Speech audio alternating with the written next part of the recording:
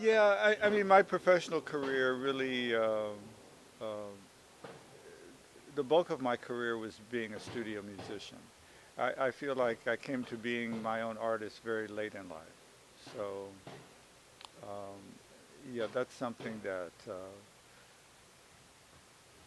yeah, I mean, that's been basically my journey. In order for music to grow, it needs its composers. And so at the point jazz went into the educational system, which was the 60s, it then became classical music. So from that standpoint, artists who are deeply involved in new music became defined by their education instead of who they were as artists. All of that era that you're talking about, for those musicians, that was a way of life. There was no option. So if you're talking about music or popular music or jazz, if you will, from the 20s through the 60s, it was still a way of life. And it wasn't about money. And fortunately, it transformed into this original American art form, so on and so forth. But from the 60s on, with the civil rights legislation and laws passing, a lot of these musicians were able to get into the educational system and teach their craft. So from that point on, young artists became defined by their education and that, how well they could play a Dizzy Gillespie solo and so on and so forth. And that happens with any art form. So I'm saying all that to say a lot of my peers are saying, well, where's the new music? Where are the new guys? And I'm saying, really, it's out there. And it is unfortunate that there aren't a lot of artists for it, but I mean, a lot of audience for it. But I think that will change. I hope that will change. And again, with the Grateful Dead, I think for them, I used to be Joan Baez's musical director, and she was good friends with them. And I actually stayed at Mickey Hart's place and got to meet them, before Jerry Garcia passed. And I could see for them it was the same kind of thing. It was a way of life. And that's why I'm very proud of Emile and I'm very proud of Justin because I feel from them it's a way of life. There is no option. This is who they are as human beings.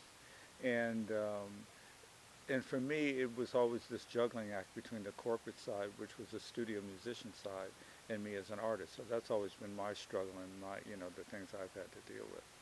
But jazz so much nowadays is it's a, it's packaged merchandise. It's packaged, and nothing wrong with that. Classical music is packaged as well, but it's a business and it has to make money like any business. But if you're talking about the art of something, then yes, you always want something that's the real deal. And in some, I think it goes in ways where in some eras it's easier to find than in others. I was fortunate enough to be around when a lot of the music that is now revered as great jazz was brand new. I mean, I heard Herbie Hancock when his music was brand new.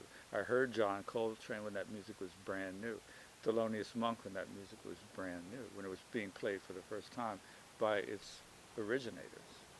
So for me now at this point in my life, that's all I care about. If I hear some kid who can play circles around Dizzy Gillespie, I'm, I'm, I'm in admiration of their skill, but for me it's no different than some child prodigy at age 6 that can play Mozart. I mean, wonderful, more power to them.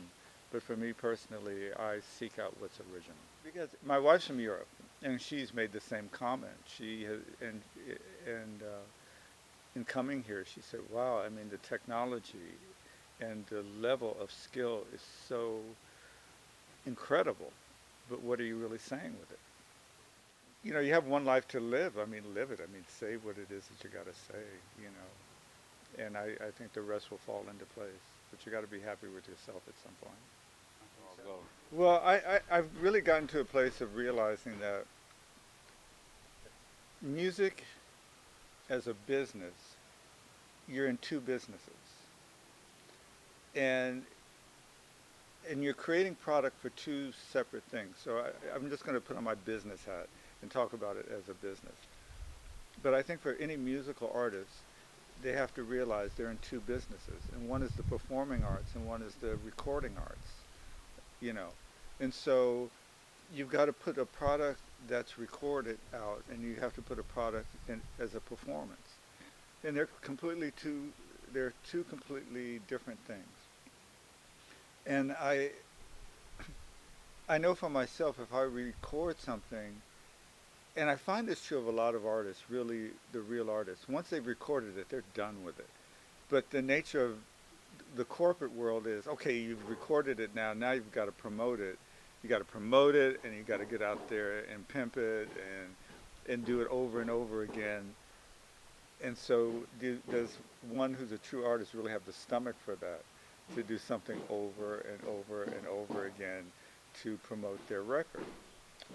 So then we have the internet, and you can stream stuff and download stuff and all this, that, and the other. But I think for any artist right now, I mean myself included, the the the landscape for making money is difficult to maneuver, because if an artist to me is a true artist, they don't have time to promote it.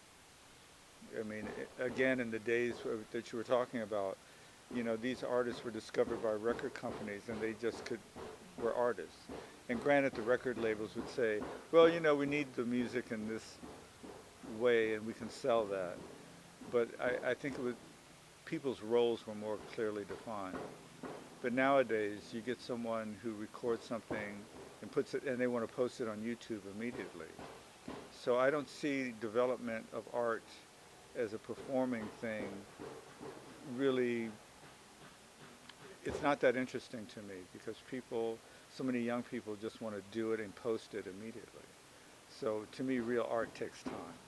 And I don't care what you're in. I don't care if you're in film or the fine arts or literary arts or musical arts or performing arts. It takes time to really become who you're going to be. But we live in an age of instant gratification. My wife and I, Frances and I, were talking about this last night. This instant gratification it's a strange phenomenon, because I don't know. Things don't grow in their natural course, and therefore things become very disposable very quickly. LA is a good place to find yourself, but it is not a good place to make money unless you are willing to be on someone else's agenda. And that's the simple truth. That's about as succinctly as I can put it. Because LA hires the best to do the worst. So, I mean, it goes back to what you were saying about it's become very good at saying nothing.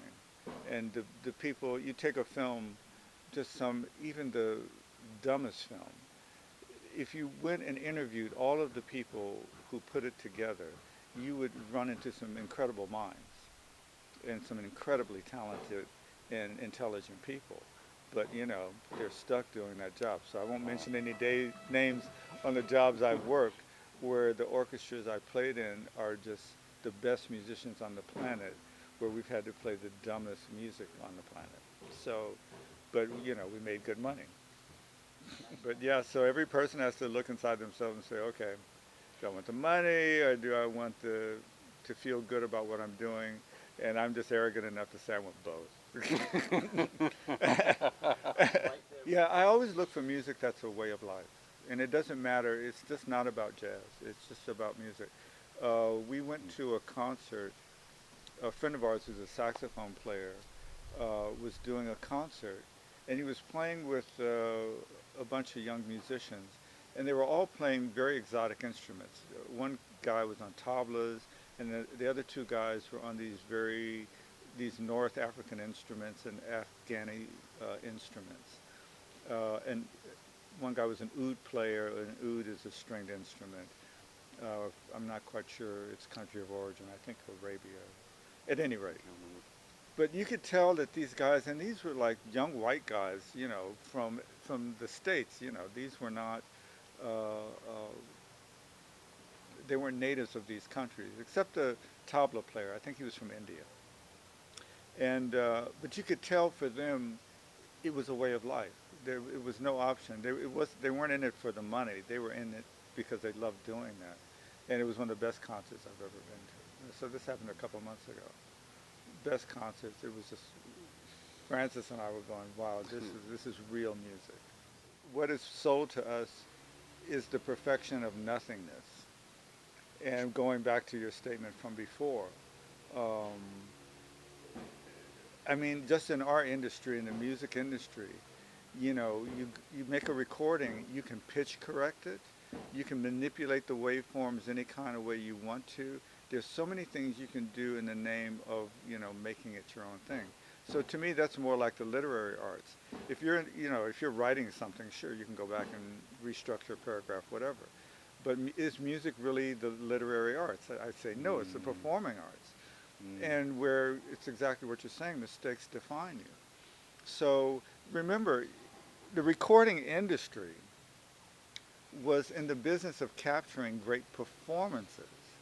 But at the point the recording industry started dictating what a performance should be, that's to me when it changed, and that is exactly what happened. You know, I've been working in the studios forever, and I worked in studios before pitch control and before uh, waveform editing and Pro Tools. And if you, you know, and there were so many of those recordings that had a ton of mistakes. But you're right, that's what defined it. I can show you any number of early recordings that where the mistakes abound, but that's what makes it special. That's part of a performance. Yeah, audiences are uninformed as well to me, to be honest. I mean, because people are buying perfect nothingness. And so if that's what they're consuming, then they don't know any better. So I do think there needs to be an education of the public as well as to what is really good. And oftentimes people are sold something that's just nothing and being told it's something. And there people, oh, and people go, yeah, great, you know, let's consume it. Yeah, we recently went to LACMA, and there was one. We went to see the Calder exhibit, and I mean, I was moved because it was obvious to me that for this guy, this was a way of life, and his inventiveness and his playfulness with the, you know, his exhibits was just amazing.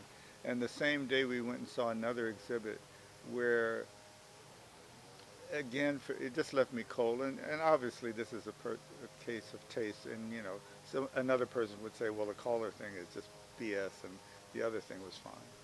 But I don't know. I felt the other exhibit just lacked. It was again perfect nothingness.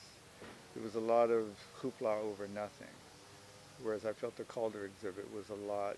This was something. Whether you liked it or not, this guy was into what he was doing.